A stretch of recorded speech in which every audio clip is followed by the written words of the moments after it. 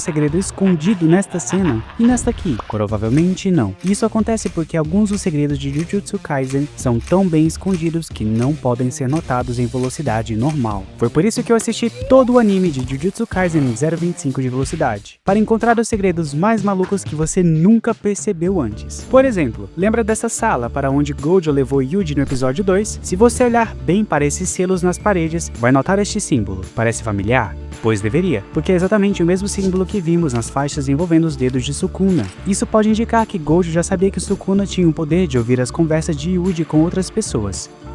Essa sala possivelmente foi construída para que Yuji e Gojo pudessem conversar cara a cara sem que Sukuna percebesse. Uma jogada de mestre! Mas eu também encontrei outra coisa interessante no primeiro episódio. Por volta dos 22 minutos e 14 segundos. Preste bem atenção. Nesse momento, Sukuna assume o corpo de Yuji para derrotar o espírito amaldiçoado da escola.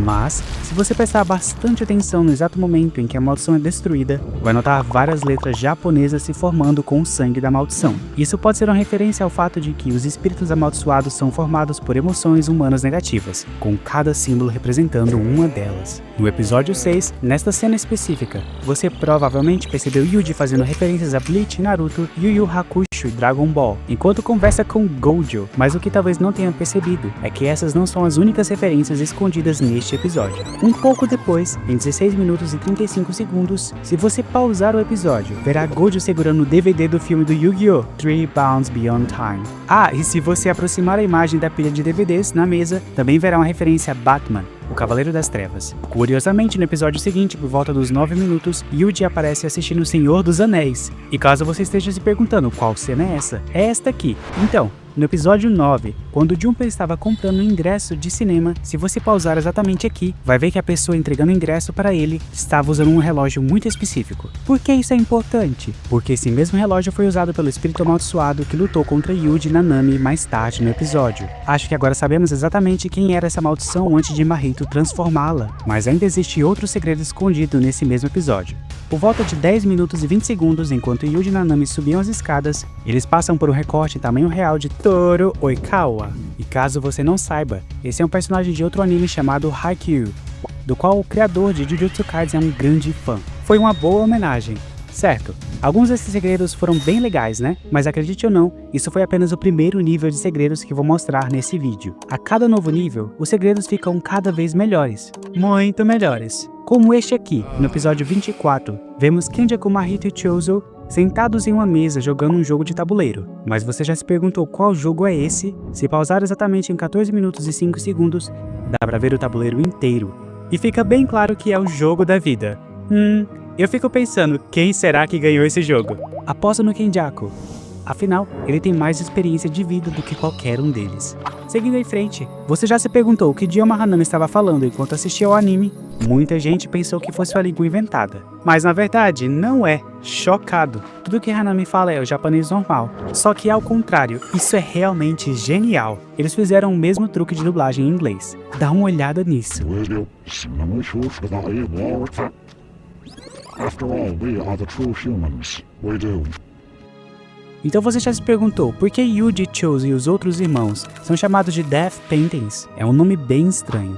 E nunca tivemos uma explicação clara. Bem, aqui está. Na arte budista japonesa tradicional, existe o conceito de 9 estágios da morte ou decomposição. Antigamente, isso era representado em pinturas em pergaminhos mostrando um cadáver feminino se decompondo em 9 estágios. Não acredita? Olha a lista! Dá pra ver claramente as semelhanças. Já na temporada 3, episódio 5, enquanto Yaga conversava com um de seus bonecos de cadáver amaldiçoado, ele aparece sentado em um tronco com um deles. E caso você não tenha percebido, essa cena é uma referência clara ao filme Christopher Robin, onde o menino se senta em um tronco com seu melhor amigo, o ursinho Pooh. Oh, muito fofo. Mais tarde, no mesmo episódio, Yuji e Megumi decidem ir ao clube da luta underground do Hakari para recrutar o poderoso feiticeiro. Assim que chegam, um dos capangas começa a explicar as regras, e aparentemente a primeira regra do clube da luta é que você não deve falar sobre ele. Isso é, obviamente, uma referência ao famoso filme Clube da Luta, que tem exatamente a mesma regra, mas esse ainda não é o último segredo desse episódio. Logo antes da luta entre Yuji e Panda, por volta dos 12 minutos e 53, você pode ver algo interessante no fundo dessa cena. Se aproximar a imagem na multidão, verá este cara. O que há de especial nele? Bem, esse é o avatar que Giga Akutami, o criador de Jujutsu Kaisen, usa para se representar. Ou seja, o próprio criador estava literalmente assistindo a luta na primeira fila. Se eu fosse o criador, faria o mesmo. Ah, e logo depois de vencer a luta, Yuji ainda faz homenagem ao Super Saiyajin 3 de Goku, usando a mesma pose de vitória. Ok, esses segredos já foram bem legais, mas o melhor ainda está por vir, porque os 2 últimos níveis estão cheios de segredos ainda mais insanos de todo o anime. Então vamos continuar com um dos meus favoritos. Na temporada 2, episódio 1, exatamente em 2 minutos e 9 segundos, vemos o Tahimi mostrando para Mei Mei um vídeo da família que morava na mansão amaldiçoada. Mas agora não é sobre terror, o vídeo em si não é tão importante. Mas o interessante é que o notebook de Tahimi aparece estar rodando o Windows XP. Considerando que essa cena acontece em 2006, isso é um detalhe extremamente inteligente que os criadores colocaram. Se lembra do Windows XP? Alguns dos melhores segredos, porém, estão escondidos na abertura do anime. Por exemplo, nessa cena específica, vemos uma pintura da mãe do Yuji possuída por Kenjaku carregando o bebê Yuji, o que é uma homenagem direta à pintura real Dead Mother ou Mãe Morta. Depois disso aparece um belo quadro pintado das irmãs gêmeas Maki e Mei quando bebês dormindo em uma cama. Isso é novamente uma referência à pintura real, dessa vez Two Sleeping Children, ou Duas Crianças Dormindo, de Rubens. Logo depois, vemos a mãe de Maki e Mai, representadas como personagens da pintura O Grito. Há ainda mais referências semelhantes como O Beijo e Ofélia. Obras-primas. Mais adiante nessa abertura, vemos vários símbolos atrás de Megumi enquanto ele começava a se levantar lentamente.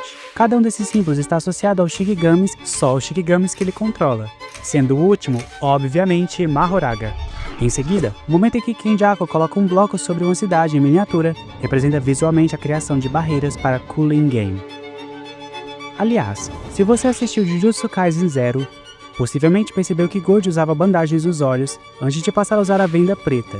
Mas você alguma vez já se perguntou por que dessa mudança visual? O motivo é simples. Giga Akutami achou que desenhar bandagens detalhadas toda vez que Gojo aparecia daria muito trabalho, então decidiu trocar por uma venda preta simples, que é muito mais fácil de desenhar. E assim ele não precisa desenhar uma nova bandagem toda vez que ele aparece em cena. Bem na primeira bendita abertura do anime, vemos Yuji sendo possuído por Sukuna dentro de uma linha de metrô. Se olhar com atenção, verá que as tatuagens de Sukuna iluminam todo o corpo de Yuji em um quadro muito específico. Também dá pra ver outro exemplo de possessão quando o reflexo do Yuji no vidro aparece na forma de Sukuna, quando o trem entra no túnel. Mas alguns detalhes interessantes aparecem na abertura da temporada 2. Se pausar nesse momento, verá uma borboleta saindo do casulo. Isso é uma referência a Mahito finalmente alcançando sua forma completa mais tarde na temporada. E isso é realmente insano.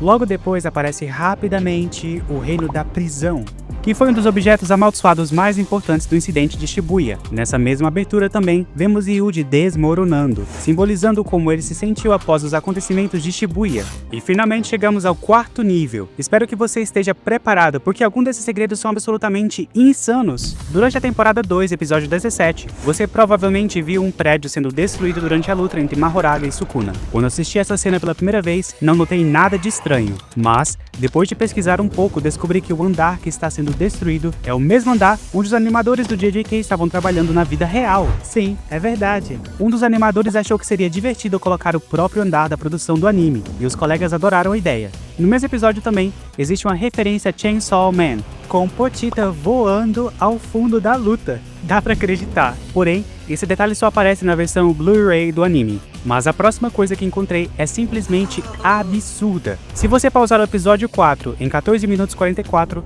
verá uma marca estranha nas costas do Yuji. Você tinha reparado nisso? Agora, por que essa bendita marca é tão importante aqui? Porque essa marca parece muito a assinatura de alguém. Será que um dos animadores decidiu deixar sua assinatura ali, achando que ninguém perceberia? Acho que nunca vamos saber. Eu só sei que é muito legal esse detalhe. Se você leu o mangá, possivelmente acha que vai levar alguns anos para vermos a forma final de Sukuna no anime. Mas, e se eu te disser que ela já apareceu no anime? Dá pra acreditar? Pois é, no episódio 21 os animadores esconderam um rápido vislumbre animado do Rei das Maldições em todo o seu poder. Eles fizeram isso de forma bem inteligente, colocando esse frame em uma sequência de ilustrações que explicam a técnica amaldiçoada de Mahito. Olha só, exatamente em 8 minutos e 6 segundos. Agora deixa eu mostrar algumas referências interessantes a outros animes. A primeira aparece no episódio 6 por volta dos 20 minutos. Durante sua luta contra Mahito, Meshamaru puxa a cabeça para trás, fazendo uma homenagem ao modo Berserk da unidade 1 de Evangelion. Depois do episódio 20, por volta dos 21h15, a preparação do Todo para lançar um Black Flash usa um estilo de animação que homenageia All Might carregando um dos seus golpes finais. Caramba! Alguns